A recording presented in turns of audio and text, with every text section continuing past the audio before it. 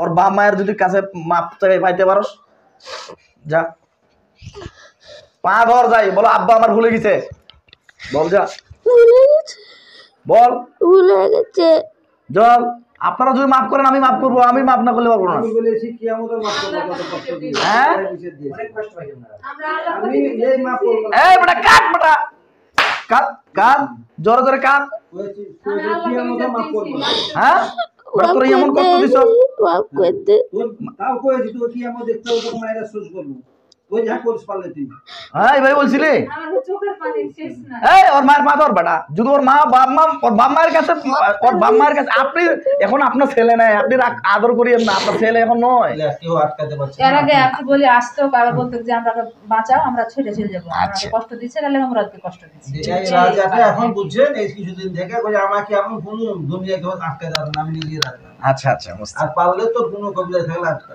আচ্ছা রাজা তুমি এখানে আটকা বইছ, হ্যাঁ কেউ আটকাতে পারবে না, তুমি নাকি বলছো? কাইকুবাদও পারলে না, ন্যাংড়ার বাচ্চা ন্যাংড়া কথা বলে না, তোমরা নাকি বলছো নাকি কেউ আটকাতে পারে না তোমাদেরকে? বলো তো, আমি আটকাতে পারছি না পারিনি? পারছ। কি দিয়ে আটকাইছি তোমাকে এখানে? কোরআন দিয়ে, কোরআনের আয়াতের শক্তি দিয়ে এবং লোহার শিকল দিয়ে তোমার হাত পা গুলো। আসসালামু আলাইকুম ওয়া রাহমাতুল্লাহি ওয়া বারাকাতুহু। আপনারা দেখছেন জিনো জাদু ডক্টর চ্যানেল, আমি আছি আপনাদের সঙ্গে মোহাম্মদ গোলজার রহমান।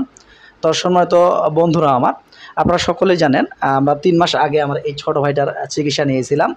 আলহামদুলিল্লাহ আল্লাহর রহমতে 3 মাস পরে রোগীটা আবার আসছে এবং কি আসছে আলহামদুলিল্লাহ, মোটামুটি ওনারা আলহামদুলিল্লাহ সুস্থ পথে বা সুস্থ হয়ে গেছেন।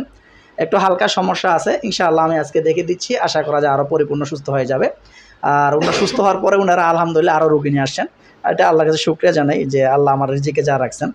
আচ্ছা তো আঙ্কেল আসসালামু আলাইকুম। আসসালামু আলাইকুম। ওয়ালাইকুম আসসালাম। যে আমি কিছু প্রশ্ন করি, যে আপনাদের ঠিকানা কোথায় ছিল? আমার চাঁপাইনবাবগঞ্জ মহারাজপুর ইউনিয়ন। আচ্ছা এখন আপনার সন্তান তো আপনি আমাদের কাছে 3 মাস আগে আসছিলেন, এখন আপনার সন্তানকে আপনি কিরকম বুঝতে পারতেছেন, আগের থেকে কিরকম বুঝতে পারতেছেন? আগের চাইতে মোটামুটি 90% সুস্থ। আলহামদুলিল্লাহ। আপনি মানে 100%-এর মধ্যে 90% সুস্থ মনে করছেন? সুস্থ।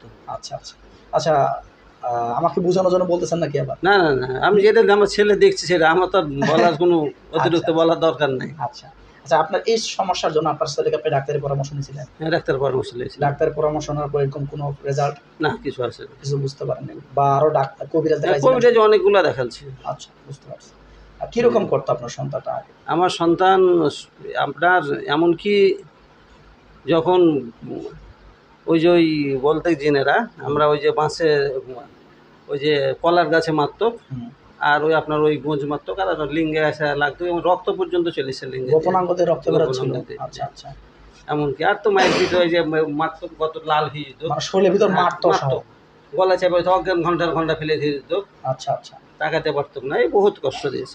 কষ্ট মানে মানে আপনার ঘুম থেকে উঠে দেখতেন যে ওর শরীরের মধ্যে মারে, আমরা ধরে রাখতাম 4-5 জন, এমনকি আর মাত্র চার করে মাত্র গলা চেপা ধরতো। আচ্ছা, ওই চোখে মরিচের গুঁড়ার মতন চলতো, চোখলে চিল্লাতে লাগলো। আচ্ছা আচ্ছা, এই ধরনের বহুত কষ্ট।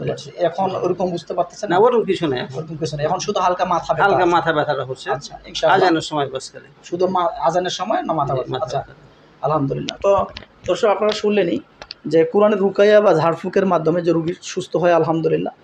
আর রুগীর সুস্থ পথে আপনারা জানেন এইনার ভিডিওটা দেখেছেন এবং কি তোমার ভিডিওটা যে ভাইরাল, মাথায় নষ্ট একদম।